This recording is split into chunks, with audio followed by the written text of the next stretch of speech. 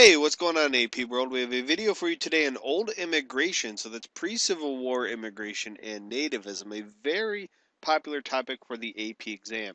If you want to download this PowerPoint to go along with the video, please follow the link in the description to go to apushreview.com to download this. All right, let's talk about what is old immigration exactly. Well, they're immigrants that came from Northern and Western Europe. And some specific countries they came from were Ireland, Germany, and England. And this occurred between the 1820s and the 1870s. But really, most of it occurred between the 1820s and the Civil War. Very popular question, something that you guys should definitely know. There are two groups that made up the most amount of immigrants prior to the Civil War, and they were the Irish and the Germans. But the one group, the largest group prior to the Civil War, and this has been a question on the AP exam before, is the Irish. So please be aware of that. And we'll talk about why the Irish are coming prior to the Civil War. Okay, so why did they come here and where did they settle? Well, Germans tended to be farmers that were looking for land, and Irish people tended to come here because of the Irish potato famine in the 1840s, which is also known as the Black 40s.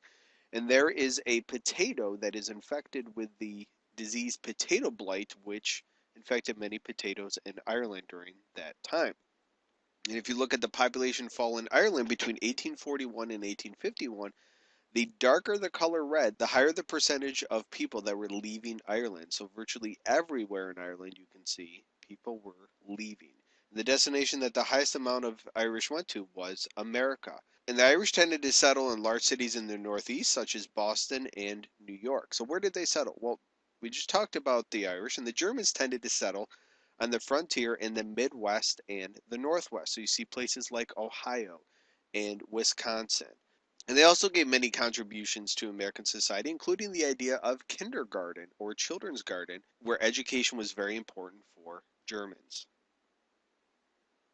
Okay, let's talk about this term nativism, and this is a fear, distrust, and hatred of foreigners. And there's going to be lots of reasons for this. One, we have different cultures. And keep in mind, these arguments, whether we're talking about the 1830s and 1840s or the 1920s or even today, you'll see the same arguments used over and over by people about why immigration is bad.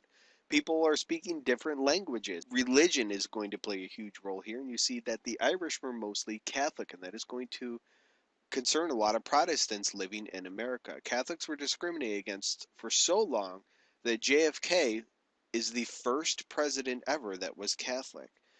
And there's this accusation that Irish and Germans would steal elections. Both of these groups, particularly the Irish, tended to vote for Democrats. So if you were not a Democrat, you would be upset with the immigrants who would vote overwhelmingly in favor of the Democratic Party. And you see this in Tammany Hall in New York City, especially in the later 1800s with Boss Tweed. And there's also an accusation that immigrants took jobs. So let's look at this old Help Wanted ad from a newspaper. This is talking about a person 16 to 18 years of age helping to help out with stuff. And then it says no Irish need apply or Nina. And this would be seen in store windows and newspapers, you name it. People did not want to hire Irish immigrants. And many people disliked the Irish immigrants at this time because they worked for less money than what Americans would work for. And they also would not unionize, and we'll especially see that later with new immigration, but that's for a different video. Okay, so we're going to talk about the Know Nothing Party. This is a political party that was formed due to nativism.